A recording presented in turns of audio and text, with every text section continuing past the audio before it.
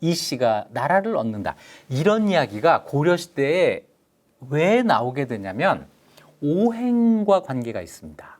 오행이라고 하는 것은 목, 화, 토, 금, 수. 우리 일주일 요일 중에 일월 빼고 화, 수, 목, 금, 토. 요게 오행이에요. 이 오행 가지고 요일 이름을 붙인 거거든요. 그런데 화, 수, 목, 금, 토 순이 아니라 목, 화, 토, 금, 수. 요 순으로 써놓고 상생을 그리는 겁니다. 목생 화, 화생 토, 토생 금, 금생 수, 수생 목. 나무에서 불이 나오고 불에서 흙이 나오고 흙에서 금이 나오고 금에서 수, 물이 나오고 물에서 나무가 나오고 목에서 다시 불이 나오고 이렇게 도는 거죠. 이걸 상생이라고 합니다. 오행 상생이라고 하는데 신라를 이 업계에서는 금덕이라고 해요. 신라는 금, 금의 나라다. 고려는 수덕, 물의 나라다. 그래서 금생수가 된 거예요. 그러면 수생목이니까 고려 다음에는 목덕의 나라가 나오게 되는데 이 목덕이 이씨라고 생각을 한 거죠. 이씨에 나무 목자 들어가잖아요. 재밌죠? 연장해 볼까요? 조선 후기에 가면은 정감록이라는 게 나와서 조선 다음에는 정씨가 왕이 된다. 정도령 이야기가 나오잖아요. 이 정씨는 화덕입니다. 그래서 오행 상생에 따라서 다음에는 정씨가 왕이 되겠네 이렇게 생각을 한 건데 정씨 왕 안 됐잖아요. 이씨가 왕이 된 건 이거하고 관계없는 거예요. 이거 우연이죠. 지금 보면 그런데 그 당시 사람들은 이걸 믿었을 거예요. 이걸 믿고 틀림없이 이씨가 왕이 될 거야. 유명한 책 하나 있습니다. 이중환의 택리지라고 하는 책에 이것과 관련된 이야기가 실려 있습니다. 택리지의 그 대목 한번 읽어보겠습니다. 옛날 신라의 승려 도선이 비기를 남겼는데 도선은 누구예요? 우리나라 풍수지리의 원조잖아요. 이 사람이 비밀스런 기록 이걸 남겼는데 거기에 왕씨를 잇는 자는 이씨이고 한양에 도읍한다 라는 말이 있다는 거예요. 그래서 고려 중엽에 이씨가 왕씨를 잇게 하면 안 되지. 그건 고려가 망한다는 이야기잖아. 그래서 윤관을 시켜서 한양 백악산 남쪽 지세를 살펴서 오얏나무를 심고 나무가 무성하게 자라면 그때그때 베어내서 이 오얏리 이씨의 기운을 억눌렀다. 이걸 실제로 했다는 겁니다. 우리 조선이 나라를 선양받고 무학대사에게 도읍지를 정하게 했는데 무학이 돌아다니다가 비봉에 잘못 올라가서 무학 오심도차라는 걸 보고 어쩌고저쩌고 하는 건 무학대사 편에 있으니까 그걸 보시고요. 길을 바꿔 만경대 정남쪽 맥을 따라 곧장 백악 지금 북악산 밑에 당도했다. 여길 보니까 세 개의 맥이 합쳐 하나의 들을 이룬 지세더라. 그래서 그곳을 궁궐터로 정했는데 다시 얘기해서 지금의 경복궁터를 그렇게 정했는데 거기가 바로 고려 때 오얏나무를 심었다 베었다 하던 곳이더라. 이런 아주 절묘한 수미상관이 되는 이야기가 실려 있습니다. 참 묘한 이야기죠. 어떻게 이렇게 절묘할 수 있나요? 당연합니다. 다 끝난 다음에 결과를 아는 사람이 지은 이야기니까. 그러면 간단해지죠. 자, 아무튼 이씨가 왕이 된다는 이야기가 고려시대에도 계속 있었다라는 요거는 역사적 사실이고 여기에서 이의민도 용기를 얻었다라고 보는 거죠. 그런데 용손 12진이라고 하는 건 뭘까요? 이 용손이 12세 만에 끝난다고 하는 이 이야기는 이보다 먼저 숙종 때도 나온 적이 있습니다. 고려 숙종 때 남경 천도를 하면서 그때도 용손이 12세 만에 끝난다는 이야기가 있기 때문에 천도를 해야 된다라고 하면서 남경 천도를 추진한 적이 있어요. 태조부터 따져가지고 숙종은 12세가 아니거든요. 그런데 태조부터 따지지 않고 태조 왕건의 조상들 편년통록에 나오는 호경부터 따지게 되면은요, 숙종이 딱 12세가 됩니다. 그래서 이걸 가지고 용손 12진 설이 이걸 가지고 용손 12진이란 이야기가 나왔던 거죠. 지금 명종 때 이런 이야기를 하게 되면 12세하고는 전혀 관계가 없어요. 하지만 용손이 언젠가 끝나고 이 씨가 왕이 된다고 하는 이 이야기를 이민은 가려서 믿고 싶었을 겁니다. 이걸 가지고 신라 부흥운동을 하게 됐다는 건데, 그 당시 경상도에서 일어난 밀란이 경상도 지역 사람들이 신라 부흥운동을 일으켰다고 하는 근거는 이민 이때까지는 사실은 없어요. 이민이 그런 생각을 가지고 반란군과 내통했다는 이 기록이 유일합니다. 그런데 이민이 패망한 다음에 최충원이 권력을 장악한 다음에 실제로 경주에서 신라 부흥운동이 일어난 적이 있습니다. 1202년 신종 5년에 경주 사람들이 반란을 모의하고 전 장군 석성주라고 하는 사람이 유배가 있던 전라도 고부군에 은밀히 사람을 보내서 이런 말을 했다는 기록이 있어요. 고려의 왕업이 거의 다 했으니 신라가 반드시 부흥할 것입니다. 공을 주군으로 모시고 사평도를 경계로 해서, 사평도가 어디냐면 지금의 한강이에요.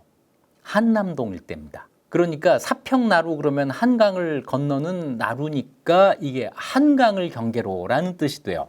한강 남쪽에 신라를 부흥해서 석성주가 그 당신이 왕이 되면 어떻겠습니까? 이런 얘기를 했다는 거죠. 여기에 신라 부흥이라는 이야기가 전하게 된 건데요. 이건 아주 싱겁게 끝나요. 그 말을 들은 이 석성주가 기쁜 척하면서 몰래 군수한테 이 사실을 밀고 해서 경주 사람들이 일망타진되는 그런 일이 있습니다.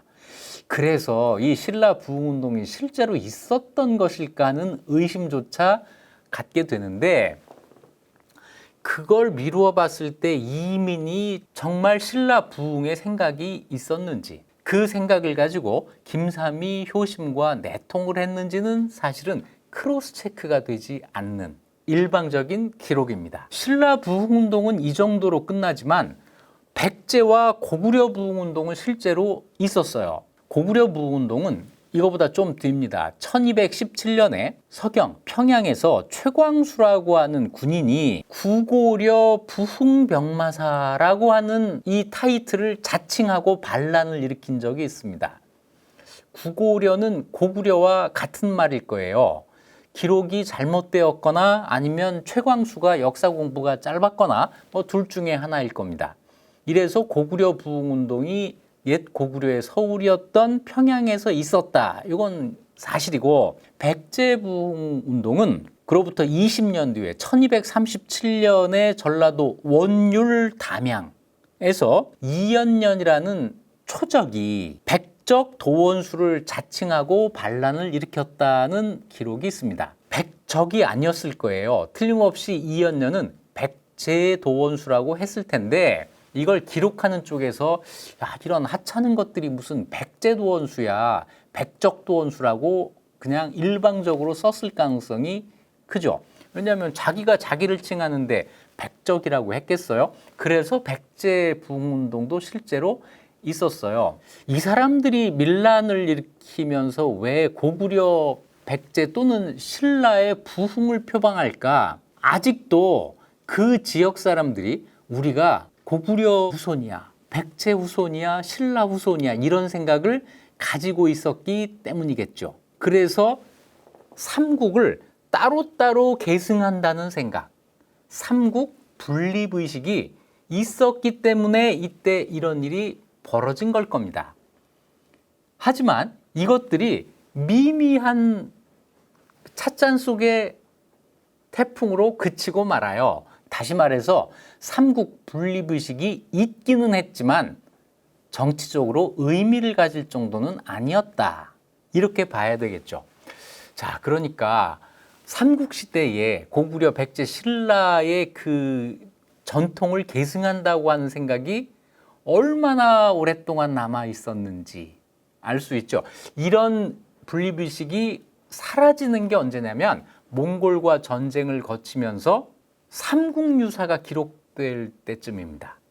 삼국유사가 기록할 때 우리 흔히 알고 있는 단군을 삼국 앞에다가 놓으면서 우리 역사가 하나에서부터 시작됐다는 이야기를 하게 되는데 그때부터 삼국 분립의식이 완전히 없어지게 되는 거고 조선시대로 들어가면은 경상도나 전라도 지역에서 우리가 신라를 계승했어, 우리가 백제를 계승했어 이런 이야기는 안 나옵니다. 혹시 1960년대 이후에 지역 갈등을 신라와 백제 계승이라고 해석하는 경우가 있다면 이건 역사에 대한 완전 몰이에서 비롯된 것이다. 무식해서 하는 말이다. 라고 넘겨버리시면 되겠습니다. 반란군과 내통을 해도 처벌하지 못한다. 뭐 이 정도니까 이 권력을 자기 마음대로 쥐고 흔드는 게 어느 정도였겠어요. 이 권력을 혼자 쥐고 흔드는 걸 전횡이라고 합니다. 이민의 전횡. 이것이 고려사에 여러 군데 기록이 돼 있는데 몇 가지만 소개하면 이렇습니다. 이민이 관리 인사를 제멋대로 했다. 그러니까 관리 인사를 명종도 제멋대로 하고 이민도 제멋대로 하고 그러니까 둘이 서로 이제 협상을 벌려가면서 이거는 내가 팔 거야. 이거는 뭐 이런 식으로 됐겠죠. 그래서 모든 그 인사가 뇌물로 이루어졌는데 그 일당이 서로 연결이 되어 있어서 아무도 그걸 가지고 뭐라고 하지를 못했다. 저거 뇌물 준 게 뻔한데 뭐라고 하면은 다 또 서로 연결돼 있어서 서로 막 감싸주고 뭐라고 하는 사람을 역공하고 이러는 거예요. 그리고 이민이 원래 재산이 없는 사람이잖아요. 원래 저 지방의 천민 출신이었으니까 물려받은 재산이 없는 사람일 거란 말이에요. 이 사람이 자기 재산을 늘리는데 백성들이 살고 있는 집을 많이 뺏어서 자기 집을 크게 짓고 이거 무슨 저 재개발을 하는 것 같지 않아요? 조그만 집들 다 뺏어가지고 거기다 큰 자기 집 짓는 거. 또 다른 사람의 토지를 빼앗아서 탐욕과 포악함이 끝이 없으므로 온 나라가 두려움에 떨었다. 그리고 이제 이런 일도 있어요. 한 번은 개경에 낙타교라는 다리가 있고 저쪽에는 저교, 여기는 낙타다리고 저쪽은 돼지다리네요. 저교가 있어서 수척의 제방을 쌓아놓고 제방을 쭉 따라서 버드나무를 심었는데 개경 사람들이 이걸 보고 새길이다. 새길, 신도. 그리고 저 새길을 낸 이민을 신도재상이라고 불렀다. 이거 전부 비꼬고 있는 거죠. 이민은 이민대로 이런 걸 하는데 또 이 집안에 특이한 게 있어요. 가족들이 다 이 전횡에 일조합니다. 이민의 처 최 씨는 성질이 흉악하고 사나웠다. 집의 여종을 질투해서 때려 죽이고 남자종과 간통을 했다. 그러자 이민이 처와 간통한 남자종을 죽이고 그 처는 내쫓았다. 그 뒤에 양가의 여자들 중, 양가라고 하는 건 신분이 양인인 이 여자들 중 얼굴이 예쁜 사람을 데려다가 결혼하고 다시 버리는 일을 반복했다. 이민의 가정사, 사생활이 되겠습니다. 그런데 이 집안은 또 아들들이 문제였어요.